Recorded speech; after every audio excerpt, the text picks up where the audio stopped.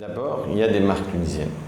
Donc, si je cite Exist, Zen, Hamadi Abid et d'autres marques, elles existent, elles ont un savoir-faire, elles ont une collection, elles ont un produit, une empreinte.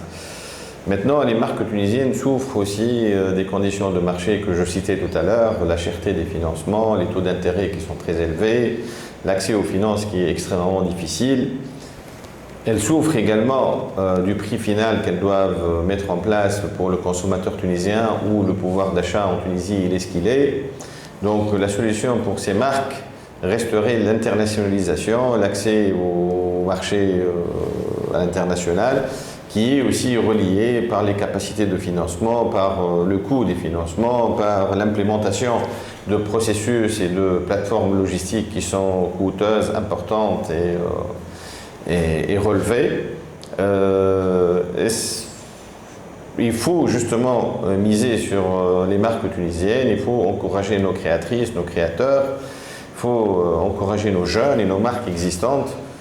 Il faut faire quelque chose pour que, au moins, on ait un pilote qui réussit à s'internationaliser et se professionnaliser à l'international.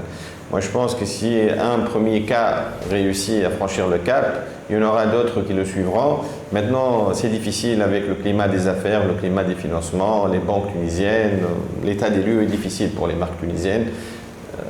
Elles sont aussi hyper dérangées, hyper gênées par ces phénomènes de contrebande, de marché parallèle, de vente en ligne non réglementaire.